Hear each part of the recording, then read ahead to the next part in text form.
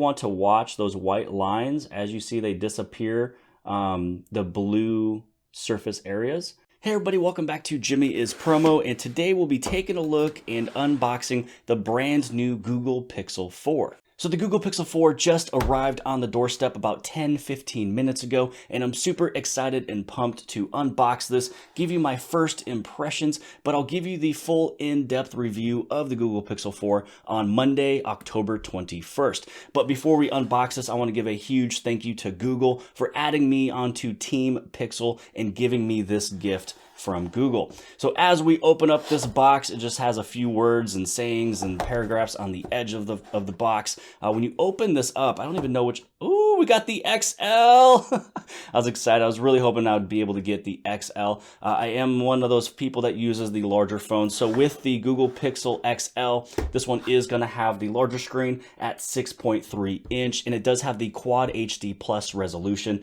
The smaller Google Pixel 4 is a 5.7-inch display, but a full HD Plus resolution. So as you go underneath this one, this will be a Google Pixel 4 XL case. So we'll open this one up, see what it looks like. We'll throw it on there.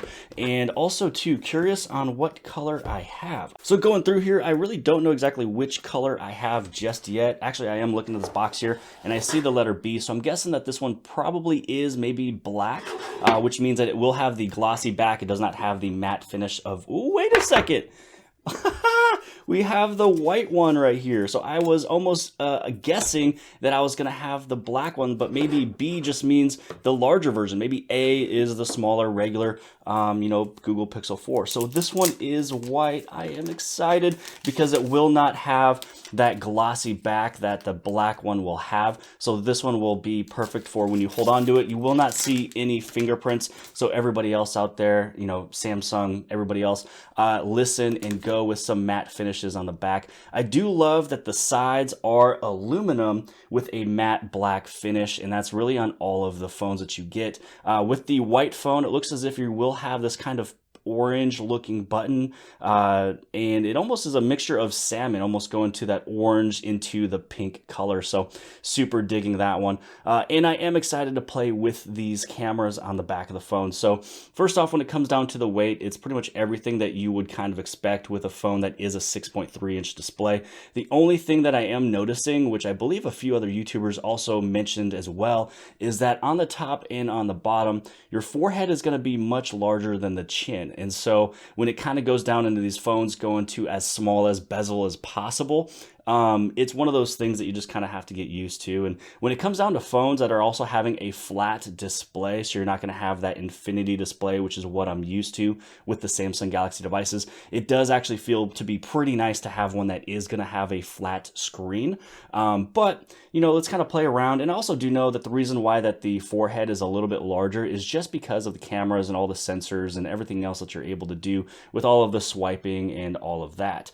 But before I go, into this phone just a little bit more, I am curious on what I have over here as the case. So even though it is the white one, it's not the glossy back that is fingerprinty. So I might go with the phone without a case for a bit, but here is the case that comes with this one. So if you're looking at different cases and you see this one in the store, it does feel pretty good. If I was to throw it inside of there, just to kind of give, again, my first impressions, because really that's all this video is for, this actually looks pretty classy. I mean, I don't know if you guys like this or not. And when it comes down to the camera reading all of these lines and curves, it kind of looks a little different. That's why you don't want to wear this pattern on camera. But to the normal eye, with me looking at it, it actually does look pretty good. So, okay, so let's go inside of the start button. We are United States, English, so connect to a mobile network. We're going to skip that for now.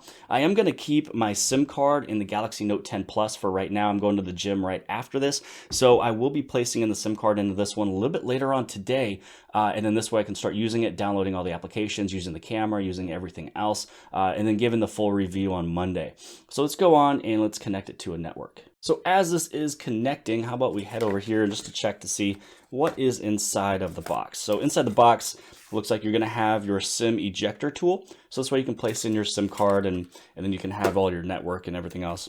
This over here is going to be a USB Type-C to Type-C. So this will give you a little bit faster charging. So this one out of the box is going to give you 18 watts of charge. So it's not going to be the highest, but it's also not the lowest. And then under here is going to be a connector, a little dongle that you're able to plug in your USB Type-C to the USB-A right over here. So this way you'd be able to plug something in if you needed to transfer storage. Or maybe if your screen breaks, you can plug in your mouse, and then it's a way that you'd be able to still touch the screen if you can see it. But this is kind of one of those things that you can plug in and transfer data, move stuff around, stuff like that. Here is going to be your larger plug. That's right here. Again, this one is an 18-watt charger, so it's not going to be 25 or 45 or anything like that, but 18 is going to be good enough for the size of the batteries inside of the XL and the normal Google Pixel 4, which the battery sizes for the XL is a 3700 milliamp hour battery, with the one of Google Pixel 4, which is a little bit smaller, is 2800 milliamp hour. So I'd have to say, if you're somebody who is a little worried about battery life,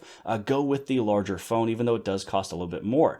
And then when I pick this up again, I can just see just how clear the screen is with the 90 hertz screen. You also have a chance and opportunity of either going with the internal storage of 64 gigs or 128. So I'm just going to go through some of these sign-ins. So going through some of these sign-ins and using the keyboard, I'd have to say that I love the keyboard on the Google Pixels. They just feel good. The vibration motor on the inside just feels good. The haptic feedback is amazing. The way it's spaced out. So, I mean, I am a huge fan of the keyboard on the Google Pixel devices. So let's go through, set up a screen lock. Right after you type in your screen lock PIN, you'll notice that this screen here pops up to set up a face unlock. Now, this is super important as the Google Pixel 4 went away from using a fingerprint sensor anywhere on the phone. So there is no fingerprint sensor on the back, there's no fingerprint sensor on the side, there's no fingerprint sensor underneath the screen. It's all going to be done and used with your face unlock. So let's go through the setup process. So how to set up face unlock, see below to learn more. So you have to put your face in there, rotate around.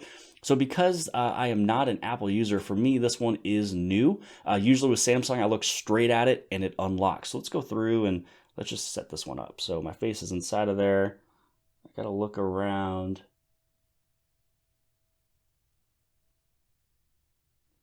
I have to turn my head a little less.